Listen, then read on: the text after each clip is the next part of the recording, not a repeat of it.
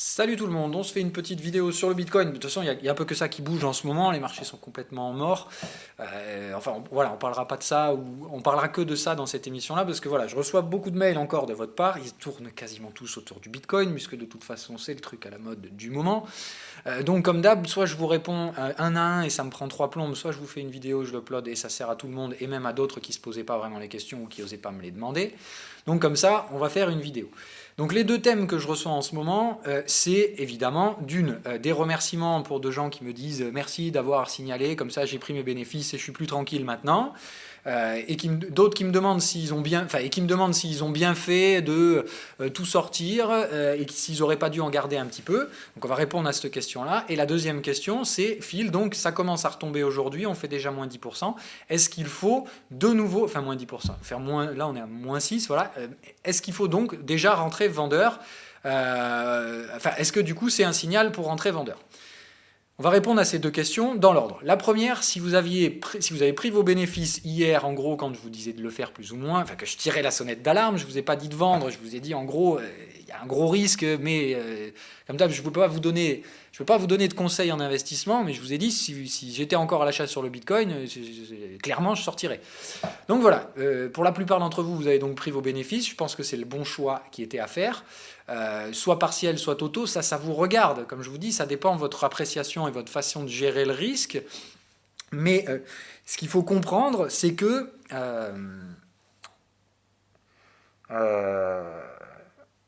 il fallait au moins prendre soin. Enfin, là, il ne faut plus que vous risquiez de perte. Voilà, il faut que vous puissiez mettre un stop à 12 500, sous 12 500, voilà. Et il faut que ce stop ne vous coûte plus d'argent. Et si possible, il faut que, comme vous avez pris un risque en prenant vos achats, il faut quand même que ça ait rémunéré. Donc, si vous avez pris un petit gain déjà assuré dans la poche et que vous ne pouvez plus rien perdre si les prix baissent sous 12 500, j'ai envie de dire, si vous voulez continuer à jouer l'euphorie et le rallye, il n'y a pas de mal là-dedans, je peux comprendre votre choix. Maintenant, c'est pas celui que moi je ferais. Voilà. Moi j'aurais tout sorti si j'étais à l'achat sur du Bitcoin. Si j'avais encore des Bitcoins, j'aurais tout sorti et maintenant je chercherais des ventes. Et moi, comme j'ai pas acheté, enfin comme j'avais plus d'achat depuis un bon moment, je ne cherche que des ventes maintenant. On répond à la deuxième question. Maintenant, est-ce qu'il faut rentrer vendeur tout de suite? La réponse, là, elle est claire. Non, non et non. Pourquoi? Parce que si vous vendez maintenant sous 15 000, imaginez-vous que le stop, il est à 19 000. Enfin, il faut se mettre à peu près au moins au-dessus de 19 000 en termes de stop. Ça fait cher le stop. Voilà.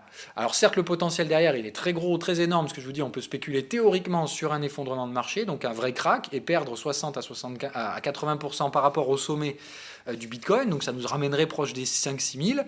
Maintenant, c'est toujours spéculatif. Donc, soit vous jouez ça, effectivement, vendez maintenant, vous mettez un stop au-dessus de 19 000. Si on vous pète le stop, il ne faudra pas vous plaindre. Donc, ça veut dire pas mettre de levier, parce qu'il ne faut pas risquer tout votre capital sur le Bitcoin. Jusqu'à preuve du contraire, le Bitcoin, c'est pas un actif, on ne sait pas ce que c'est. Donc, il ne faut pas que vous risquiez votre capital là-dessus. Donc soit vous le tentez stop maintenant, stop au-dessus des 19 000, et vous mettez un tout petit levier, et voilà, au pire vous risquez 2% de capital là-dessus, et si ça marche, vous en prendrez 4-5, voilà. Mais on reste sur du trading à faible risque là-dessus, il ne faut pas que vous mettiez un haut risque sur ce truc-là, surtout si en plus vous prenez des positions hautement spéculatives. Ensuite, donc, sur le conglomérat technique, je vous rappelle donc, moi en tout cas en ce qui me concerne, pourquoi je ne vends pas tout de suite? Parce que je respecte mon plan de trading.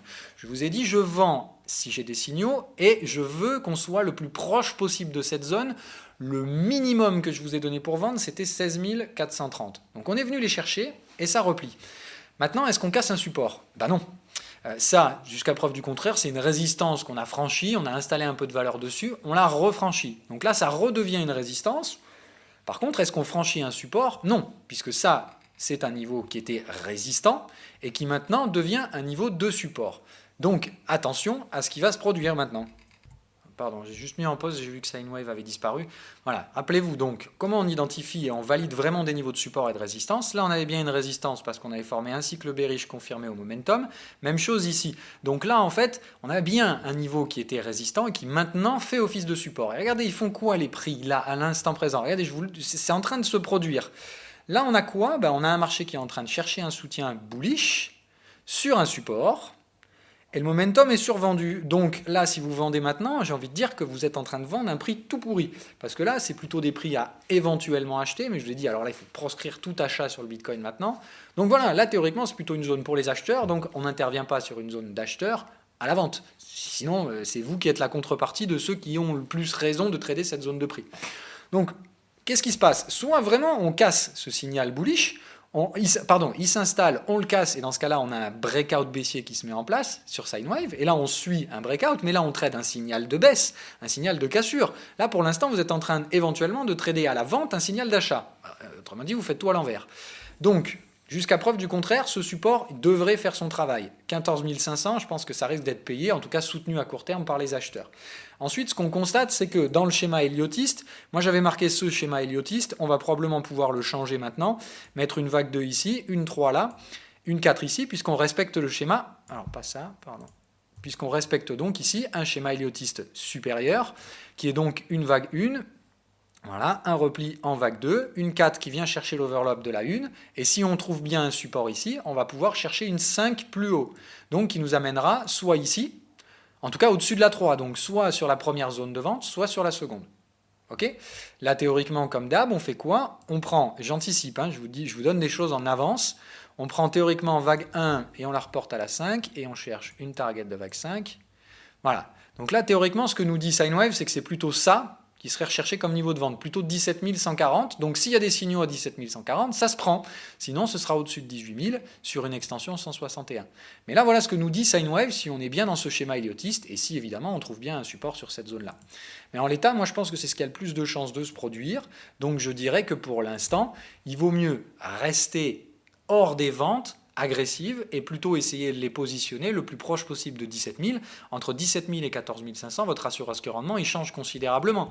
Parce que là, vous vendez avec un stop, allez, 11%, mais comme je vous dis, le Bitcoin, il faut tout shorter avec levier 0,1. Donc ça veut dire que ça vous fait un stop de 1,20% si jamais le Bitcoin explose à la hausse. Et c'est pas du tout à proscrire, c'est pas impossible, on ne sait pas ce que c'est le Bitcoin. On considère qu'on peut le trader de façon technique, maintenant je peux très bien me tromper, mais au moins là vous risquez pas votre capital, vous perdez 1%, si ça rate, tant pis. Par contre, si ça réussit, que vous vendez ici et que le marché il arrive là, vous prenez 6 et quelques pourcents, vous en risquez 1 pour en gagner 6, c'est plutôt cool. Voilà, donc là c'est vraiment intéressant de jouer plutôt dans cette zone-là, voire même carrément au-dessus à 18 003, et alors là vous risquez plus que 0,5% pour en gagner 6, et là c'est vraiment le bonheur. Mais voilà, c'est par là je pense qu'il faut positionner les ventes agressives. Je considère agressif, c'est vendre avec un signal, mais ça reste agressif, c'est-à-dire qu'on vend avant que les prix aient commencé à baisser. Sinon, le mieux, c'est vous attendez qu'on travaille cette zone et qu'on revienne casser par le bas la zone des 16 500. Et vous rentrez en cassure baissière des 16 500, et là, vous aurez quelque chose de plus intéressant. Rappelez-vous ce qu'on avait dit en horaire, que pour l'instant, moi, ce qui domine, c'est donc la zone de trading neuneux. Et dans un trading de nœuds, rappelez-vous comment ça se passe. On vient chercher un bottom, on valide le bottom à partir du moment où on repasse au-dessus de 38% de retracement. Donc ici, on peut installer la zone de trading de nœuds entre la résistance et ce potentiel support de court terme. Et à partir de là, il faut revenir tester la zone de support, trouver un signal d'achat là-dedans. On en doit trouver un, il est très faible, comme je vous dis, il n'est pas parfait parce que Sinewave ne donne pas de signal d'achat. On avait juste une petite survente au momentum et les prix sont repartis à la hausse. Donc en gros, c'est un signal faible, mais c'était quand même un signal très agressif à l'achat, si on voulait le prendre. Donc voilà, on valide ici un bottom dans la zone où on active le trading neuneux, et à partir de là, c'est quoi? Rappelez-vous, l'objectif c'est de repasser au-dessus de 38. Dans ce cas-là, on ramène le stop en dessous de la zone. Donc à partir du moment où on arrive là, on remonte son stop, on n'a quasiment plus de risque. Et à partir du moment où on casse vraiment durablement, on fait TP1 ici, mise à break-even. Donc là, à ce stade, vous êtes TP1 et vous avez votre stop ici au cours d'entrée. Et vous visez un TP2 à 17 108, au 76, pardon, ici, à 17 600 sur les 76% de retracement. Et normalement, ici, on cherche des ventes au-dessus de ça. Donc, si on est bien dans un trading neuneux, bah là, théoriquement, on a encore une hausse de 10 à 20% du Bitcoin possible qui permet d'augmenter considérablement le risque ratio rendement. Et comme je vous dis, en plus, comme là, on est en train de marquer un cycle bullish, bon, la bougie n'est pas encore clôturée, mais si on la clôture en l'état, moi, j'ai envie de vous dire, c'est plutôt parti pour que justement on relance ces 20% à la hausse sur le Bitcoin et qu'éventuellement ici, si les boules n'arrivent pas à trouver un momentum, parce qu'il y a deux scénarios. Ici, soit, rappelez-vous comment se construit le Bitcoin. Quand il est haussier, le Bitcoin, il fait des vagues 5 étendues, c'est-à-dire qu'il étend la vague 5. Donc, si le Bitcoin est toujours haussier, Ça, c'est peut-être pas un point A, c'est peut-être qu'une vague 1. Dans ce cas-là, on aura un point 2, et là, on cherchera une vague 3 avec une vague 5 étendue.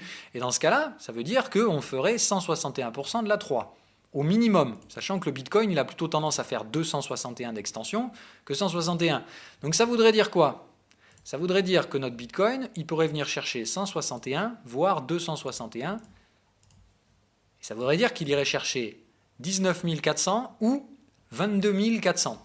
Donc autant vous dire que si c'est le cas, le Bitcoin, il va faire rallye, ici comme ça. Il va partir en ligne droite. S'il fait ça, ben on n'aura pas de signaux de vente ici, on n'aura pas pris de risque. Voilà. Moi, je pense qu'il faut attendre maintenant d'avoir une entrée de prix dans cette zone-là, et il faut voir que le momentum fléchit, qu'on arrête de casser ce momentum débile où toutes les vagues 5 sont complètement étendues et complètement verticales. Si on est toujours dans ce schéma-là, c'est que le Bitcoin est toujours haussier. Il va éclater ses sommets et il ne faudra clairement pas le vendre. Mais voilà, pour vendre, il faut vraiment attendre que ce momentum-là s'écrase complètement. En gros, ici, ils vont probablement tenter de nous refaire une accélération du feu de Dieu. Et il faut que ça se calme. Voilà, il faut qu'on voit un momentum qui fait ça, puis qui commence à se calmer, puis qui se calme un petit peu. Hop, probablement ici, on va avoir un petit effet supplémentaire à la hausse. Et c'est ici qu'il faudra shorter. Voilà. Et derrière, normalement, on doit avoir la chute en ligne droite. C'est-à-dire que là, ça doit commencer à devenir moche, mais très très vite. Ici, on ne doit pas tergiverser et mettre 107 ans. On doit recasser les supports et ça doit partir tout droit au sud. Voilà. En fait, ici, on ne doit plus jamais revenir tester les résistances, ou alors il faut qu'elles soient revendues immédiatement. En gros, on revient ici, on casse ce support. C'est ici que vous pouvez rentrer si vous êtes vraiment à faible risque, ou les 16 500. Voilà, vous rentrerez à la baisse dans cette zone-là. On peut revenir tester maxi les 17 000, il ne faut pas qu'on s'amuse à refranchir des résistances derrière. Si on vient valider cette zone et qu'elle réagit à la baisse et qu'on en ressort par le bas, on peut revenir la tester, rentrer un peu au maxi, mais il ne faut plus jamais refranchir de résistance derrière. Autrement dit, on vend ici, on met un tout petit stop à 19 200. Voilà, c'est mon scénario, quoi. Mais il faut que le stop soit au-dessus d'une résistance, et pour moi, il y a quand même une résistance au-dessus des 18 950, donc il faut se mettre un stop, voilà, on va dire, allez, 5% au-dessus, allez, 2-3% au-dessus de ça en termes de Bitcoin, donc ça ferait, voilà, un stop 19 500, et je pense qu'à ce niveau-là, on prend très très peu de risques à shorter, et après, je vous dis, advient ce qui pourra. On a jeté, nos cartes, et on laisse le marché définir ce qu'il fera, et jusque-là, personne ne sait si le Bitcoin va exploser ou cracher. Mais si ça crache, on prendra un très beau gain. Si ça rate, on ne perdra pas grand-chose. C'est ça du trading.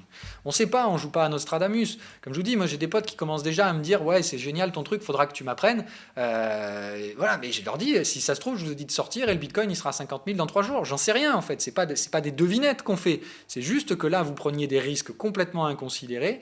Et en plus, ça pue la bulle. Donc c'est dangereux parce que vous risquez de rentrer dans un schéma où on connaît par la psychologie comportementale des investisseurs que quand on a affaire à des traders particuliers ou non expérimentés qui se positionnent massivement sur un actif, quand ça se met à baisser, ça devient très très moche puisqu'on a des réactions de non-initiés qui se mettent à vendre en panique ou à acheter, et on a des réactions qui sont purement émotionnelles et qui dérèglent complètement la technicité du marché, ce qui rend encore plus baissier la baisse. Voilà. C'est pour ça qu'on appelle un crack de bulle spéculative. C'est très violent parce que justement, il y a cet aspect comportemental des traders non expérimentés, non initiés, qui se font tout simplement balader qui se font balader. Enfin, ça, je ne vais pas vous refaire tout un cours de psychologie comportementale, d'approche comportementale du marché, mais voilà, si les acheteurs, si mes amis acheteurs, je leur ai demandé de sortir, c'est parce que je sais que si ça se passe mal, ils vont pas savoir gérer, et ils vont soit rentrer dans le déni, c'est-à-dire qu'ils vont se dire ouais tant pis, on a perdu déjà 30% sur le Bitcoin, on est sous les 12 000, mais j'ai pas envie de vendre, je suis sûr que ça va remonter au-dessus. Voilà, le déni, c'est-à-dire que tous les signaux seront au rouge, tout sera en train de devenir complètement affreux, mais ils seront en train de se dire non, je revends pas, c'est pas possible. Voilà, et ils vont s'enfermer dans des pertes abyssales derrière, et ça évidemment, j'ai pas envie que ça leur arrive. Donc voilà, il faut bien comprendre, c'est pas du nostradamisme, c'est juste qu'il y a des risques inconsidérés que vous pourriez prendre, vous comme les personnes à qui j'ai conseillé ça, mes amis. Mais mes amis, j'ai le droit de leur donner des conseils, voilà. Mais vous, c'est pas du conseil, je vous dis juste, si vous étiez à l'achat, voilà ce que, en termes de si on considère ça comme du trading, un trader devrait avoir une réaction logique et rationnelle face à ce qui se passe, à savoir prendre des bénéfices. Voilà. Sinon, c'est pas du trading et vous faites mumuse dans le casino, il n'y a pas de souci, mais dans ce cas-là, vous savez ce qui risque de se passer. C'est-à-dire que vous faites ça pour avoir des émotions fortes. Vous risquez d'avoir des émotions fortes. Elles seront, je l'espère pour vous, à la hausse si vous jouez ça. J'espère qu'elles ne seront malheureusement pas à la baisse et dans du désespoir si ça devait baisser et que vous restiez à l'achat. Voilà, allez, on clôture cette vidéo, je ne veux pas que ça dure 107 ans. Je vous ai donc donné tout mon aspect technique, donc patience pour jouer des shorts, il peut rester une dernière vague haussière et elle pourrait être impulsive, donc jusqu'à preuve du contraire, on ne se positionne pas trop tôt et surtout on ne se positionne pas dans la zone s'il n'y a pas de signaux. Mais bien évidemment, vous avez compris que comme on n'a que le Bitcoin en ce moment à surveiller et que tout le monde en parle, évidemment, quand il y aura un signal de vente, je serai le premier à vous faire une vidéo dessus. Allez, goodbye!